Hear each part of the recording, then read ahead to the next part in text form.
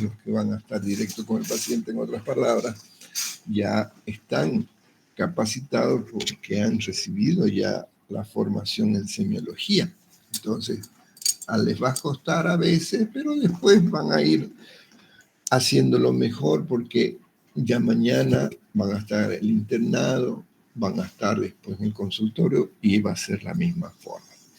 Entonces, el acto médico se llama entrevista médica. Esta entrevista médica la podemos hacer en la práctica, en el hospital, en el consultorio, pero también se puede realizar en el domicilio, cuando nos llaman, o en la calle, que es la que no deberíamos hacer, pero a veces las circunstancias por la ley 3131 nos obliga. Si nosotros vemos una situación que requiere una emergencia, no podemos negarnos en atender, porque si nos negamos y alguien nos conoce, nos van a denunciar por no haber podido brindar la atención como se merece. Entonces hay que evitar ese delito. La entrevista comienza desde el momento que me estoy acercando. El médico es igual que cualquier persona que tiene la urbanidad bien formada, es decir, que es educado, comienza saludando, pero desde el momento que está entrando, inclusive antes de saludar, ya está aplicando la semiotecnia. Edwin, ¿cuáles son las características de la semiotecnia? Responde activando su cámara, por favor.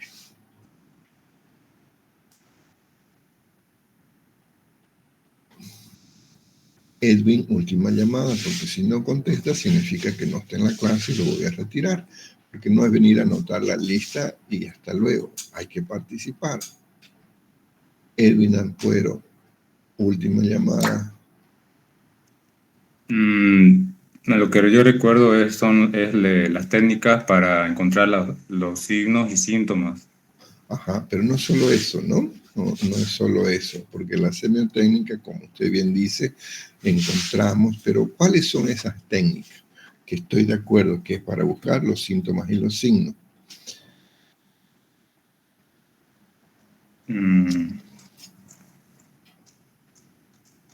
Ok, vaya pensando. Ana Camila, ¿puedes bajar tu cámara, Edwin? Ana Camila Martínez. Buenas tardes, doctor. ¿Te recuerdas cuáles son estas herramientas que utilizamos, estas técnicas que utilizamos para obtener los síntomas y los signos durante una entrevista? En el caso, por ejemplo, de los síntomas, ya que son subjetivos, pues en la anamnesis, en la entrevista con el paciente. Y en el caso de los signos nos ayudamos, por ejemplo, para sacar los signos vitales del tensiómetro, el termómetro, etcétera, etcétera. Bueno, esos son instrumentos, ¿sí? O sea, la anamnesis está bien. ¿Qué más? No los instrumentos. Eso es otra pregunta. A ver, Carlos Tete, ¿cuáles serían lo que está faltando? Las semiotécnicas, nos valemos para obtener, como dice nuestro compañero, los síntomas y los signos de la anamnesis. ¿Y qué más? Carlos Tete. El doctor podría hacer lo que son las maniobras y también el examen físico. Ahí viene lo que el examen físico, ¿sí? El examen físico, pero ¿qué usamos en el examen físico? Empezamos con lo que es inspección, palpación, auscultación. Bueno, y las maniobras correspondientes, ¿no? De la palpación, el tema de la auscultación. Te falta una. Carlos, por favor, escribe tu nombre en el chat completo para que yo no te diga Carlos Tete, te diga tu nombre completo. Sí, ya que no me lo has cambiado. No has cambiado. Sigas apareciendo como Carlos Tete, te cuento en la pantalla. Ok, doctor, ahora lo corrijo. No pierdas tiempo en eso. Solo escribime en el chat tu nombre para que yo sepa que es Carlos Tete. Está bien, está bien. Cintia, ¿qué está faltando? ¿Estamos de acuerdo? La anamnesis, los síntomas, con el examen físico a través de la inspección, la palpación, la auscultación. ¿Qué más estaría faltando? Cintia Núñez. Cintia Núñez, A la 1, Inspección, auscultación. Cintia Núñez. Ya, A doctor. las 2. La Ok. percusión. La percusión, excelente, la percusión. Entonces, nosotros comenzamos la entrevista no con la anamnesis, empezamos con el examen físico. Antes de saludar, ya estamos viendo qué persona tenemos ahí, si está consciente, si está sentado, si abre la boca, si cierra, etc. Entonces, el examen físico. Y en la entrevista, por favor, no hay examen físico regional ni general. El examen físico es único. En la historia clínica, sí, vamos a cambiar una parte en el examen físico general, otra parte en el examen físico regional, ¿sí? Entonces, esta entrevista, cuando la terminamos, tenemos nuestra hipótesis diagnóstica, pero para poder terminar, tenemos que completar la historia clínica. Hay una tarea en el Classroom que es la que tenemos que entregar en la práctica, que es el formato de la historia clínica.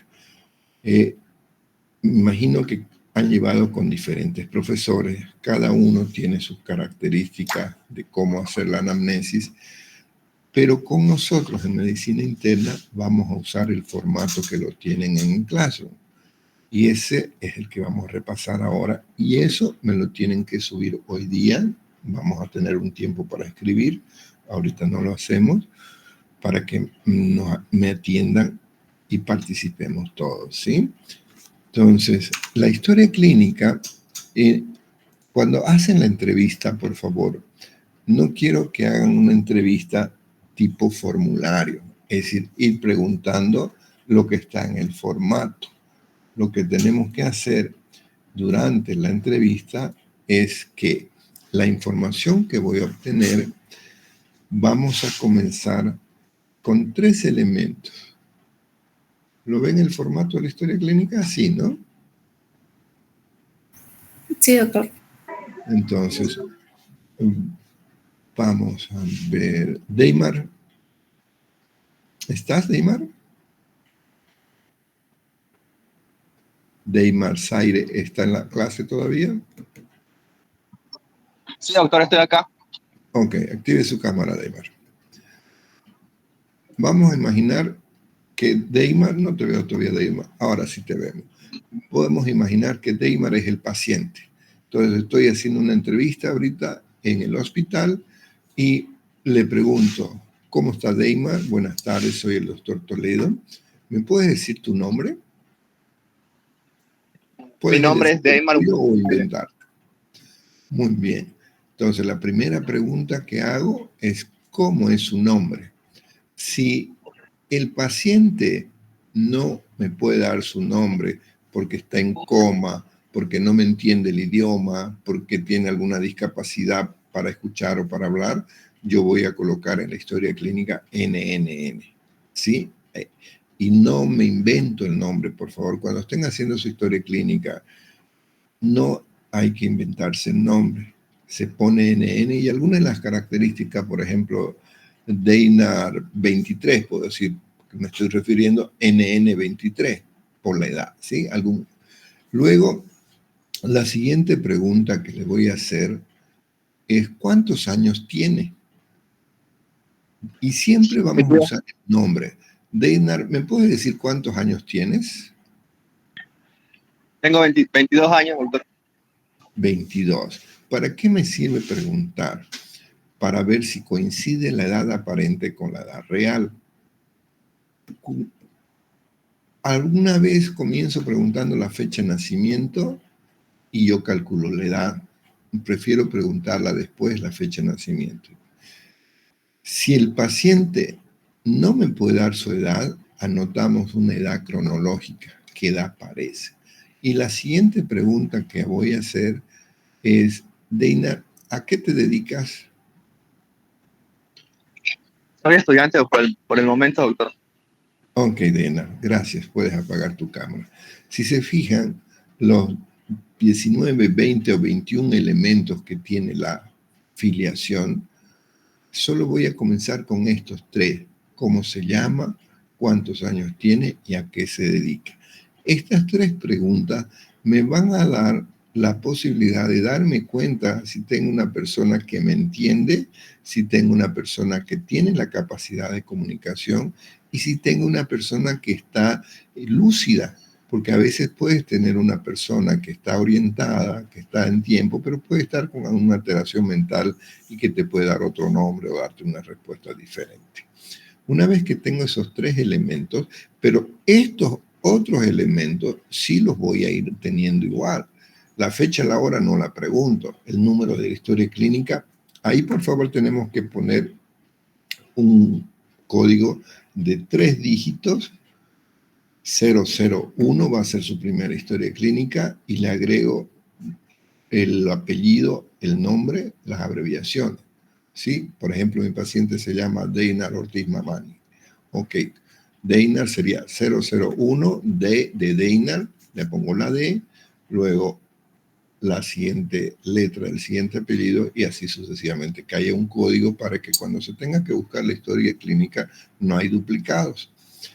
El hospital no lo anotamos preguntándoselo, ponemos Hospital San Juan de Dios, servicio, puede ser emergencia, puede ser neumología, puede ser medicina interna, donde estemos haciendo la historia, y el número de cama también. Estos datos no los preguntamos, los estoy viendo. El otro dato que no pregunto es el sexo, pero aquí hay una cuestionante en el sexo, ¿no? A veces nosotros vemos una persona biológicamente que tiene una característica, pero él se presenta con otra característica. Me refiero a las personas que tienen trans. Hay los transgéneros, por ejemplo, pueden aparentar ser una persona, pero biológicamente son otro tipo de persona. ¿Y cuál voy a notar? No la que aparentan, sino la que son real, pero sí me voy a dirigir a él como él quiere. Si una persona, un varón quiere que le diga como mujer, la trato como mujer. Si una mujer quiere que la trate como varón, la trato como varón. Pero en la historia clínica yo voy a poner lo que corresponde biológicamente porque las enfermedades van a estar relacionadas con su biología. Un cáncer de útero, un cáncer de mama, un problema de próstata, etcétera, ¿no? La fecha de nacimiento la pregunto después. Es muy importante la fecha de nacimiento, aunque van a encontrar que algunas personas no saben cuándo es su cumpleaños. Son aquellas personas que nunca... todavía hay personas que viven en el campo que los han tratado como esclavos, entonces nunca saben ni le festejaron su cumpleaños. Es raro, pero se van a encontrar. Y también hay personas que no saben cuál es su fecha, aquellos que no saben sumar. A los que no han ido a la escuela no saben sumar ni escribir, entonces tienen conflicto de decir fecha. El lugar de nacimiento lo voy a preguntar después, igual que la procedencia y la residencia. Lo tengo que anotar, porque no es lo mismo el lugar de nacimiento que puede haber nacido en un lugar donde hay enfermedades, por ejemplo, que nació en Valle Grande y ahora vive en Santa Cruz, él tiene más probabilidades de enfermar Chagas, porque la zona de los valles alta incidencia, ¿no? La procedencia nos indica el tipo de riesgo de enfermedad que puede tener de la zona que viene. Y la residencia es importante. Y dentro de la residencia, cuando hablemos de la dirección, tenemos que anotar completa. Hay enfermedades de notificación obligatoria, por ejemplo, la rabia, que yo tengo que poner el nombre de la calle, el número de la casa, el barrio, la zona, la V, y además tengo que hacer un croquis. Eso es obligatorio, todo médico debe saber. El teléfono también lo pregunto después. Si no tiene teléfono, le pregunto de algún familiar o de algún vecino por en caso de alguna emergencia. Correo electrónico siglo XXI la mayoría tiene. ¿Por qué es importante el teléfono y el correo? Porque nos permite estar comunicados, dándole información cuando los damos de alta, mandarle sus laboratorios, etcétera, ¿no? Y la profesión no es lo mismo que la ocupación. Algunos han aprendido grado de escolaridad. Aquí simplemente qué trabaja, qué se dedica y después cuál es su profesión. La profesión es el equivalente de grado de escolaridad. Estado civil, no nos interesa tanto la parte de normativa o de ley, si está casado, si está soltero. Lo que nos interesa es si tiene alguna persona que pueda haberle contagiado o que él contagie o una persona que tenga que cuidar, ¿sí? Entonces, las variables soltero o casado. Hay personas que dicen que son solteros, pero tienen hijos y tienen mujer. Evidentemente, nunca se casaron. ¿Qué le pongo en estado civil si no está casado y tiene pareja? Concubino, ¿sí? O conviviente. La religión es algo que nos interesa porque hay enfermedades que requieren transfusión y la religión no lo permite. Entonces, especialmente cuando voy a hacer un tratamiento, tengo que preguntar su religión, tengo que saberlo. Y la raza no la preguntamos, la vemos, es blanco, es mestizo, es negro, es asiático, etc. ¿Sí? Entonces, pero por favor tomen en cuenta, la entrevista no me van a hacer cuestionario para llenar así, solo comienzan cómo se llama, cuántos años tiene y a qué se dedica. Y luego registramos. Para registrar la entrevista, recomiendo que usen un borrador primero, una libretita, un cuaderno, una hoja donde puedan ir anotando datos para que después se vayan recordando. Diana 0019, activa tu cámara, por favor. Sí, doctor. ¿Puedes poner en el chat tu nombre completo, Diana, para que yo no te diga Diana 0019? Sí. Gracias. Ahorita. Diana, ¿fue a la primera clase? No, doctor. Entonces no vas a ver de qué quiero hablar. Diego, a ver, levante la mano, ¿quién fue a la primera clase? Diego. Ok, Diego, activa su cámara, por favor. Ok, Diego, vamos a simular que usted es un paciente. Puedes llamarte Diego o el nombre que querrás, y me vas a simular la primera patología que revisamos en clase, el primer tema que avanzamos. ¿Listo? Estás enfermo de eso y yo te voy a hacer la anamnesis. Ok, ya me dijiste. ¿Cómo quieres llamarte, Diego? Doctor, quería comentarle que yo asistí a la clase introductoria, pero no pude asistir a la siguiente clase.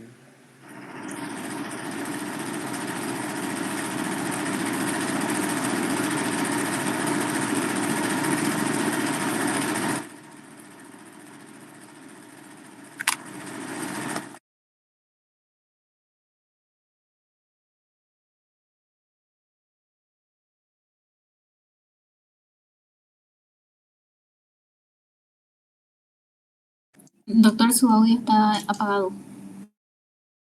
Ok, les decía, para no estar buscando quién fue a la clase, yo voy a ser el paciente. El primer tema que avanzamos fue bronquitis aguda. Entonces, Edwin Ampuero, ¿estás en la clase? Sí, doctor. Activa tu cámara, por favor. Ok. Comienza la anamnesis, por favor. Yo voy a ser el paciente.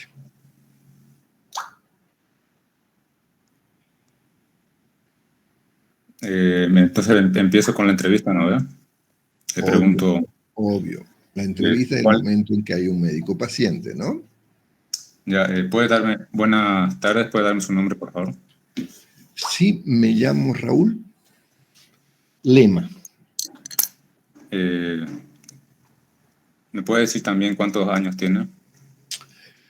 Tengo 42 años. ¿Y a qué se dedica? Soy abogado, doctor.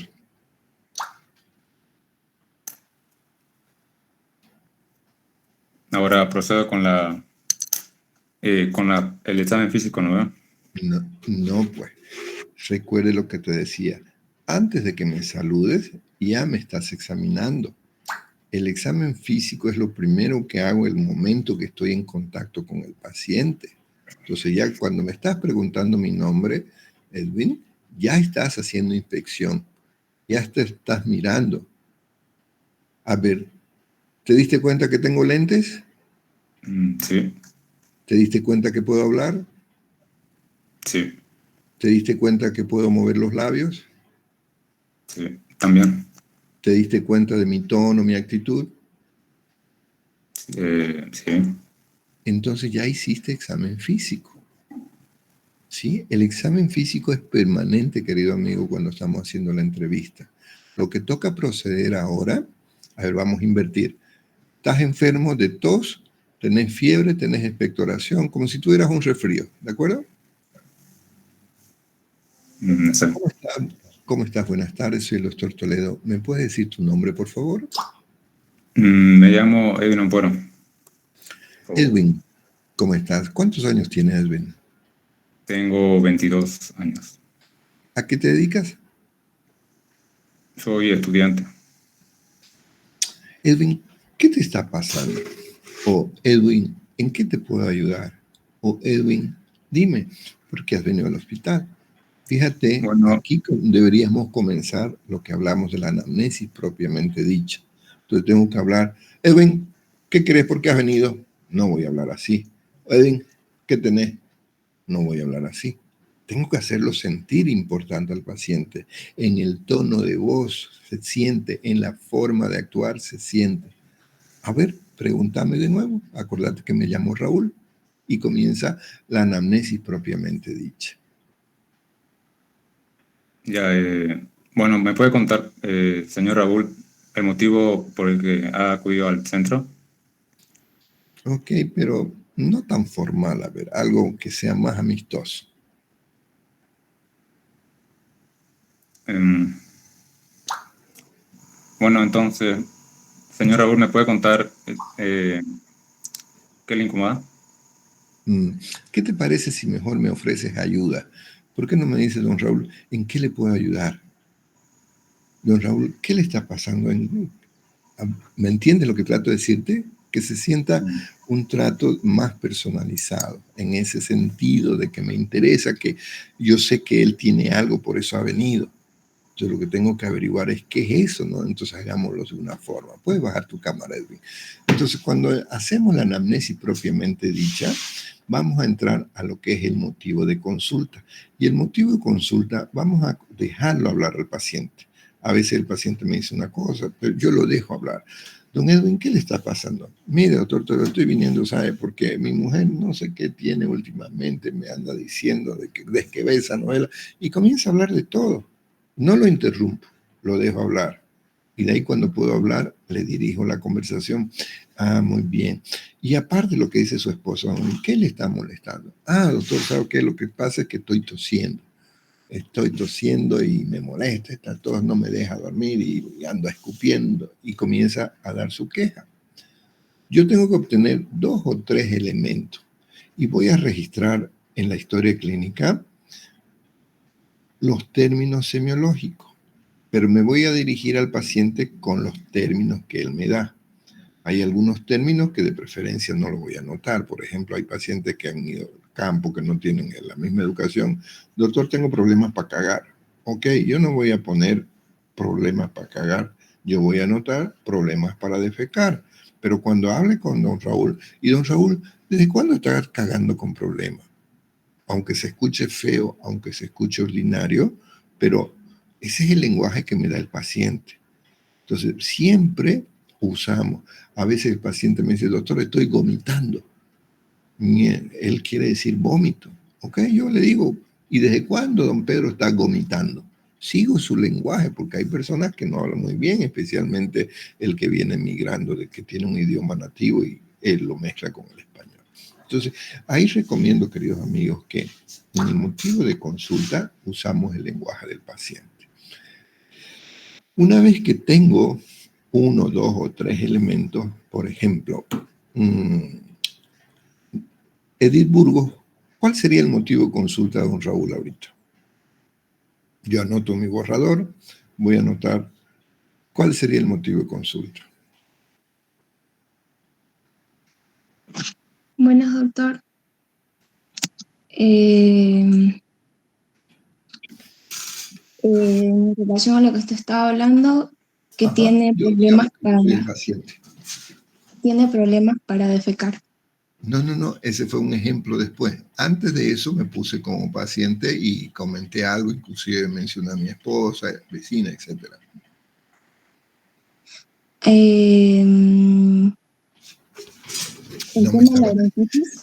No me estaba atendiendo bien, ¿no?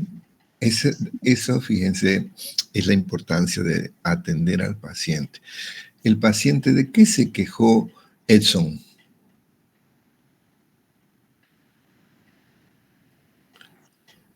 ¿Cómo está, doctor? El paciente vino por un cuadro de bronquitis aguda. No, ese ya es el diagnóstico. El Ujú. paciente no dijo estoy con bronquitis aguda. Ujú. ¿Qué fue sus síntomas y su signo? Sus síntomas y su signo de tos persistente. Ajá. Muy bien, entonces motivo de consulta dijo que tenía tos y que estaba escupiendo. Entonces, aquí paso a desarrollar la enfermedad actual como han aprendido, con la caracterización. Por ejemplo, dijo que tenía tos y que estaba escupiendo. Entonces, vamos a caracterizar. Don Raúl, la primera pregunta es ¿desde cuándo?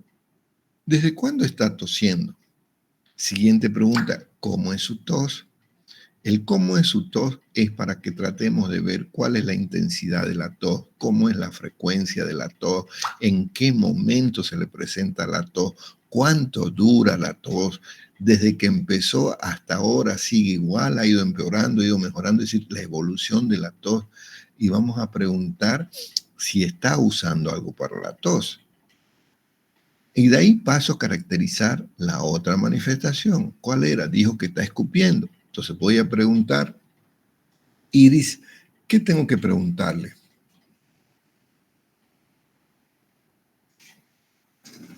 Sí, doctor. ¿Cómo caracterizamos la siguiente pregunta? Ya terminé de preguntar la tos. ¿Desde cuándo? ¿Cómo es su tos? ¿Cómo es la intensidad? ¿Cómo es la frecuencia? ¿Cómo es la evolución? Si está tomando algo, ¿con qué se acompaña? Ya caractericé 7 preguntas a la tos. Ahora me toca caracterizar su otra queja. ¿Cuál era su otra queja? El paciente indicó que estaba escupiendo. O sea, Muy estaba bien, botando que fluido. estaba escupiendo. Entonces nosotros sabemos que está escupiendo, es que puede ser que esté expectorando, ¿no? Gracias, Iris.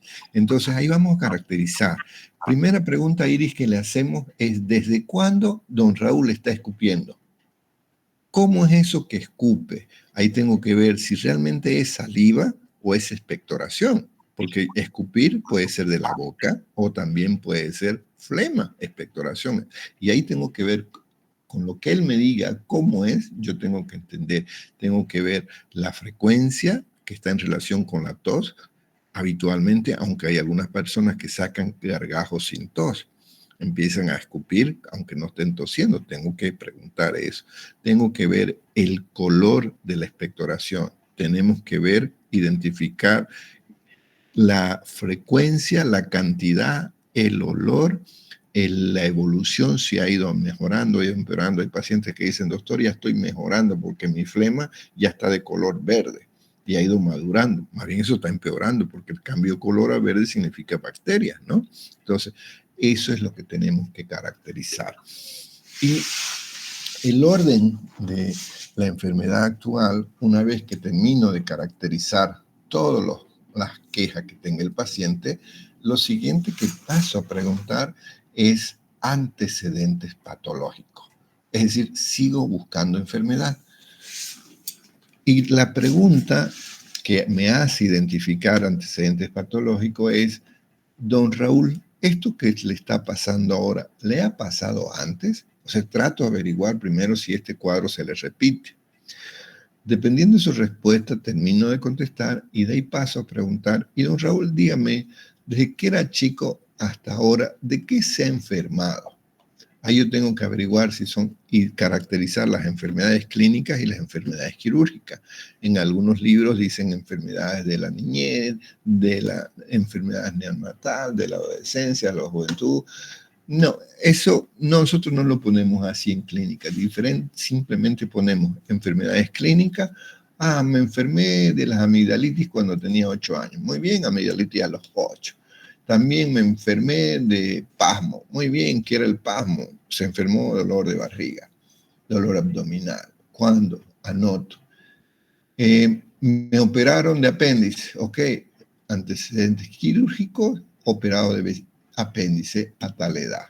Entonces los diferenciamos. Primero los clínicos, después los quirúrgicos. Algunas personas anotan como antecedentes patológicos, por ejemplo, que don Raúl es diabético. ¿Y de qué se enfermó? Ah, también tengo diabetes, doctor. Y lo ponen como antecedente patológico. Y eso no es antecedente patológico, eso es enfermedad actual, porque el paciente sigue con la enfermedad. ¿Que es un antecedente de enfermedad? Sí, pero debemos incluirlo en la enfermedad actual, porque tenemos que ver desde cuándo tiene su diabetes, cómo controla su diabetes, qué toma para su diabetes, y en mi diagnóstico final también, aparte de la bronquitis, como dijo el compañero del diagnóstico, voy a colocar diabetes mellitus, porque tengo que continuar con su tratamiento, ¿sí? Entonces, cuando termino de preguntar antecedentes patológicos, recuerden, la frase es, ¿y esto que le ha pasado ahora, le ha pasado antes? Significa antecedente. Cuando termino de preguntar antecedentes patológicos, sigo buscando enfermedad. ¿Cómo están en la familia? ¿Alguien tiene alguna enfermedad? ¿Alguien tiene lo mismo? Recuerden que en procesos de infección buscamos quién contagia o a quién contagió. Y cuando termino de preguntar, ¿y cómo pregunto los antecedentes familiares para saber? Aquí le voy a preguntar, don Raúl, ¿con quién vive? Ah, vivo con mi señora. ¿Cómo está su señora? Hacemos de manera centrífuga, es decir, lo más cercano al paciente, lo más lejano. Entonces, lo más cercano es su esposa. Luego le siguen los hijos. Luego le siguen los hermanos. Luego le siguen los padres. Luego le siguen los tíos. Luego le siguen los abuelos, los bisabuelos. O sea, de manera centrífuga. Donde encontremos algún dato, lo anotamos. Y si hay un dato de una enfermedad familiar, por ejemplo, un síndrome de Down o un cáncer, le hago el croquis del mapa genético. Es decir, el redondito que significa mujer, el cuadradito que sí hombre, lo que ya han aprendido a hacer ustedes del mapa genético, ¿no? Entonces, aquí, cuando estoy preguntando con quién vive, aprovecho para preguntar el tipo de vivienda, la dirección, cuántas personas viven, todo lo que es psicosocial, aprovecho para preguntarlo ahí. Siguiente pregunta va a ser relacionado con enfermedades. ¿Tiene alergia? ¿Ha recibido su vacuna? Y cuando termino de preguntar, recién voy a pasar a los que posiblemente sean enfermedades, es decir, los no patológicos. Don Raúl, ¿cómo es su alimentación? Hago énfasis cuando es obeso o es desnutrido. ¿Cómo está orinando? ¿Cómo está haciendo caquita? ¿Cuántas veces va al baño? ¿Cómo es su caca? ¿Sí? Hace actividad física. Luego, los hábitos. ¿Fuma? Si fuma de vez en cuando, no lo anoto como enfermedad actual. Simplemente pongo fuma ocasional. Pero si fuma más de 4 cigarrillos, ya es un tabaquista. Entonces lo coloco en enfermedad actual. Punto aparte, también paciente refiere ser tabaquista desde hace tanto tiempo, fuma tantos cigarrillos por día. ¿Por qué? Porque el tabaquismo lo lleva a un riesgo de una enfermedad y mi diagnóstico presuntivo va a ser tabaquismo, porque tengo que buscar un tratamiento para que convencer y que deje de fumar para que no le vaya a dar bronquitis, EPOC o cáncer, ¿sí? Si hay bebidas ocasionales, pongo hábito, alcohol ocasional. Pero si bebe todos los fines de semana hasta emborracharse, punto aparte, enfermedad actual. También paciente refiere ser bebedor consuetudinario, diario o enolista, si ya bebe todos los días, alcohólico, ¿no? Si hay drogas, ¿qué tipo de drogas? Esas siempre las tengo que poner arriba. Pongo aquí marihuana, cocaína, pitillo, las que ustedes quieran, las noto aquí, pero también la llevo a enfermedad actual porque requiere un tratamiento psiquiátrico. Y si es mujer, aquí comenzamos luego los antecedentes ginecobstétricos. Ojo, solo cuando es mi mujer biológica, no cuando sea un hombre que quiera ser tratado como mujer. Ahí, por favor, no le vas a preguntar cuándo fue su última regla, porque es obvio que no tiene regla, porque no tiene útero, ¿no? Pero comenzamos con los ginecobstétricos con la FUM. ¿Cuándo fue su última menstruación? Por la posibilidad que puede estar embarazada y que el tratamiento le vaya a complicar. ¿Cómo ha sido su embarazo? ¿Cuántas veces ha estado embarazada? ¿Cómo fue el parto? ¿Fue vaginal? ¿Fue cesárea? ¿Ha tenido fracasos? Y a modo de practicar, vamos a preguntar la menarca, telarca y pubarca.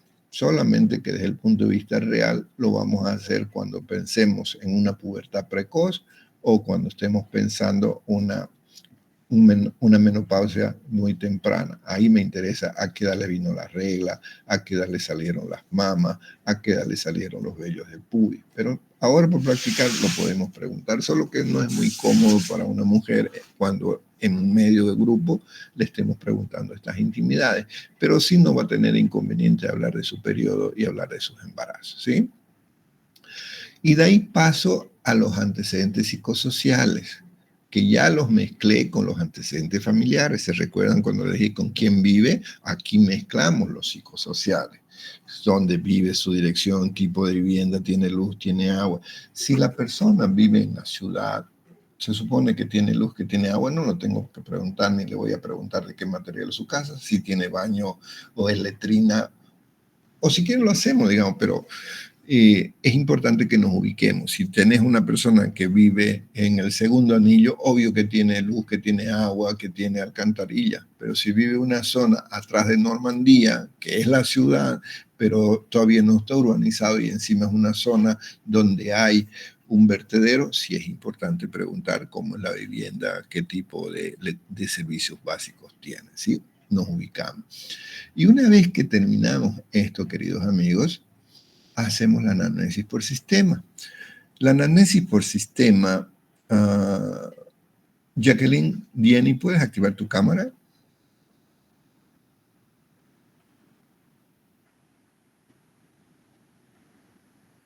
Jacqueline, Diany, estás a la una como jugando Marco Polo, ¿no? Jacqueline, Diany. Ok. Jacqueline no está en la clase, la anotamos.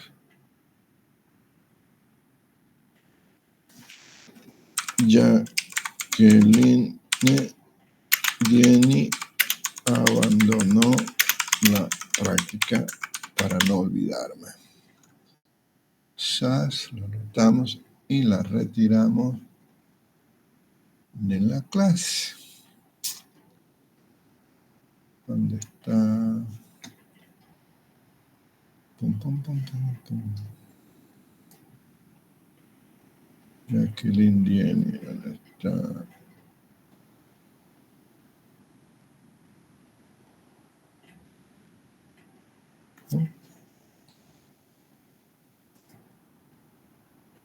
Quitar de la llamada. Ok, hasta luego.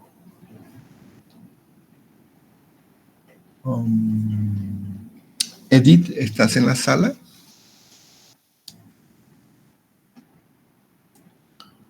Sí, doctor.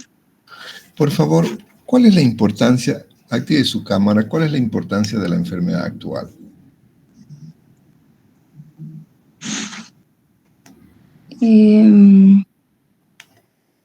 Perdón, de la anamnesis por sistema o aparatos. Seguir encontrando, como usted mencionó, creo que sería seguir encontrando algún tipo de patología. Sí, pero más específico es para que nos permita buscar lo que el paciente no hubiera dicho o lo que yo me hubiera olvidado de preguntar. Entonces, la vamos a aplicar la anamnesis para que se recuerden. Mírenlo al paciente y de arriba abajo. Entonces le miramos la cabeza y le preguntamos, Raúl, ¿tiene algún problema en la cabecita? ¿Tiene algún problema para dormir? ¿Tiene alguna preocupación? ¿Tiene algún problema en los ojos? ¿Tiene algún problema en la nariz? ¿Tiene algún problema en la boca? ¿Tiene algún problema en el cuerpo? ¿Algún problema en el pecho? ¿Algún problema en la espalda? ¿Algún problema en su barriga? ¿Algún problema en sus partes o sus genitales? ¿Algún problema en los brazos, las piernas? Entonces, le voy mirando de arriba a abajo y luego en la historia clínica lo voy colocando por aparatos o sistema nervioso. Y cuando encontramos un problema que el paciente no nos hubiera dicho, lo llevamos a enfermedad actual. Por ejemplo, el paciente tiene cefalea y no me dijo. Entonces, cuando pregunté, ¿tiene algún problema en la cabeza? Sí, me duele mucho mi cabeza. ¡Pum! Detecto algo y paso mi formato de tipo enfermedad actual. Es decir que, don Raúl, ¿desde cuándo le duele su cabeza? ¿Cómo es su dolor de cabeza? ¿Qué ubicación tiene en la cabeza, en la frente, en el sentido, en la nuca? ¿Cómo es la evolución? ¿Cuánto le dura? ¿De qué empezó? O sea, caracterizamos, ¿de acuerdo? Gracias. Y de ahí comenzamos a desarrollar el examen físico ya con detalle. Entonces le decimos, don Raúl, pase por favor a la camilla, lo voy a examinar. El paciente en el hospital generalmente lo vamos a ver en su cama. Entonces, por favor, en la práctica, solo el que va a ser de médico es el responsable de preguntar y de hacer el examen físico ya de palpación, percusión, auscultación. No se permite que otro, es una falta grave porque lo estaríamos tratando al paciente como objeto. Entonces, comenzamos con, les comentaba que a mí me gusta hacerlo, yo enseño a mis estudiantes de semiología, que me acerco, le agarro la mano, primero le pongo el tensiómetro, le pongo el termómetro, de ahí le agarro la mano para ver cómo está la mano, fría, caliente, está sudando, me dice su actitud del paciente, ¿no? Entonces comienzo a pedirle por favor no hable y comienzo a ver mi reloj y comienzo a contar la frecuencia respiratoria mientras le estoy tomando el pulso. Termino de contar la frecuencia respiratoria y le empiezo a contar el pulso. Mientras he estado haciendo eso, estoy viendo si el pulso es lleno, su fase de ascenso, su fase de meseta, su fase de descenso, si es regular, si es débil, etcétera, ¿no? Y de ahí paso a tomarle la presión palpatoria. Después tomamos la presión auscultatoria, de ahí le saco el termómetro, le pregunto cuánto pesa, si tengo balanza lo peso, si es importante, y cuánto mide. Entonces, primero, cuando comienzo a hacer mi examen por regiones, comienzo con los signos vitales. Pero ya en la inspección me he podido dar cuenta cómo está el paciente. En examen físico general, ¿qué tengo que poner? Buen estado, mal estado, regular estado. La posición, ¿está sentado, está acostado? La actitud, ¿es activa o es pasiva? La marcha, no lo vi caminar, doctor. Pero le preguntaste si tenía problema. Entonces, si no tiene problema, pues marcha conservada, ¿no? De ahí, ¿cómo es su fascia? La estoy mirando, eso no lo pregunta. De ahí paso a ver el estado mental. ¿Está consciente? ¿Está estuporoso? ¿Está obnubilado? ¿Está confundido? ¿Está alucinando? ¿O está en coma superficial, profundo? ¿O está durmiendo? ¿Cómo está su lenguaje? ¿Está conservado? ¿Tiene disartria? ¿Tiene dislalia? ¿Tiene dislexia? ¿Cómo está su memoria? ¿Y cómo me di cuenta de la memoria? Mientras le estoy hablando. Pero si tengo dudas, le pregunto, ¿no? ¿Qué hizo ayer? ¿Qué hizo antes de ayer? O sea, valoramos la memoria de hechos pasados o de hechos recientes. Si hay alteración o amnesia, los registro también. Luego, la constitución y el estado nutritivo no lo miro, no lo pregunto, eso lo veo. La piel de manera sí, en la piel cuando estoy tomando el pulso, cuando lo estoy examinando, me estoy dando cuenta en la temperatura, el color, la humedad, la elasticidad. Eso es lo que tengo que poner, no voy a poner piel normal, tengo que poner las características de la piel, ¿no? El color, la temperatura, la turgencia, la elasticidad y las lesiones que pudiera haber. Y en los anexos vamos a notar las características de la humedad, es decir, de sus glándulas, tanto las odoríparas como las sebáceas. Vamos a ver los cabellos y vamos a ver las uñas. Eso lo anotamos aquí. El sistema linfático lo obtengo cuando estoy haciendo por regiones. Cuando estoy examinando el cuello, le busco ganglio. Cuando estoy examinando las axilas, cuando estoy examinando la región inguinal, pero lo voy a anotar aquí en examen físico general. Y de ahí por regiones. Comenzamos con la inspección en cabeza, sí, palpación, sí, percusión solo si hay sospecha de sinusitis, auscultación solo si hay sospecha de arteritis de la temporal.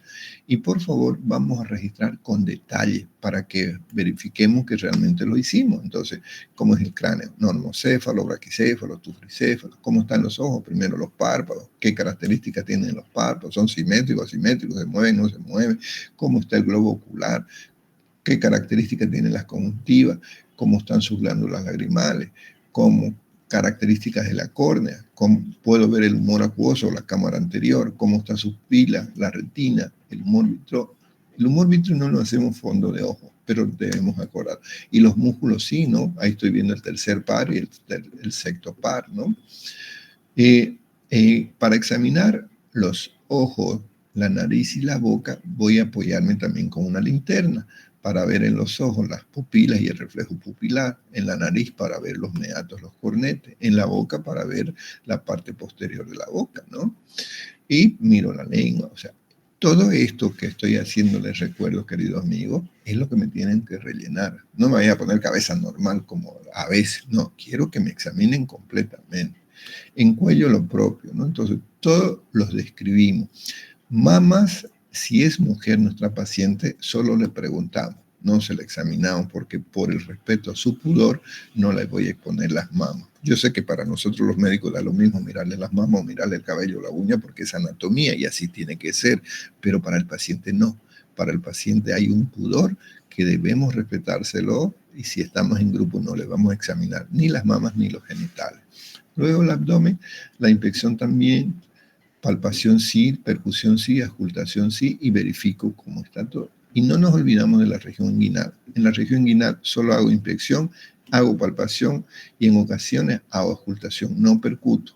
Y la región inguinal la hacemos con la palpación más que con la visión para evitar exponer la región genital.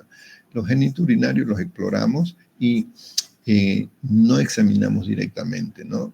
Porque se expone la parte de los genitales, pero sí deberíamos ver en un paciente real lo que tiene. Y luego músculo esquelético, cómo están sus brazos, cómo están sus piernas, cómo está su columna, y vamos registrando. Sistema, recuerden, en inspección sí, palpación sí, percusión para los reflejos, auscultación solo para la presión o cuando hay alteración. Y de ahí el sistema nervioso regional, cómo está el nivel cognitivo, cómo está el sistema sensitivo, superficial, profundo dolor, cómo está su temperatura, la posición, vibración, lo que hemos aprendido en el examen neurológico. De ahí el sistema motor, cómo está su fuerza, cómo están los tonos, cómo están los reflejos y los pares craneales, ¿no? Algunos se ven, algunos tenemos que preguntar y en otros hacemos. Y terminamos con los signos de irritación meningia.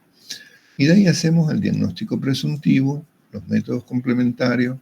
Esto los preguntamos si es que lo tuviera o después cuando el paciente vuelve. Y al final, si tenemos la opción, ponemos un diagnóstico definitivo. Pero básicamente en la mayoría de la práctica vamos a quedar con diagnóstico presuntivo. Ok, les voy a dar 40 minutos para que me hagan la historia clínica a mano. Este formato que lo tienen en el Drive, que lo tienen en su material de consulta, quiero que me lo hagan a mano y me lo suban a la tarea del Classroom, no, perdón, del Classroom, del Moodle, de la presencial GRM. Solo los que no están registrados lo hacen en el Moodle. Les la hacen, sí, la tarea facilita, simplemente tengo que copiar el formato a mano, estructurarlo y eso le pongo mi nombre, fecha, le saco foto, lo pongo en formato PDF y lo subo. 40 minutos es harto, con 30 es suficiente, pero ok, les doy 40 minutos para hacerlo.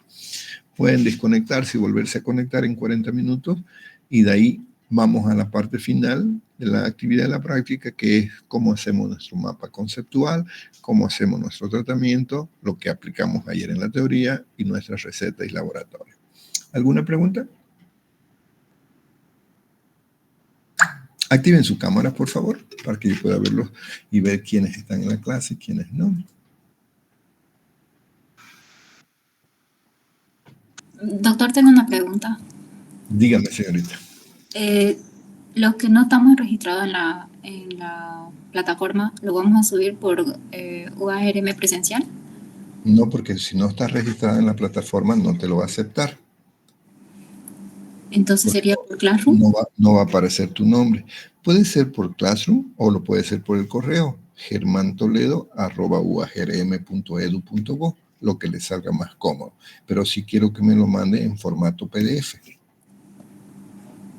Le escribo el correo germantoledo@uagrm.edu.bo.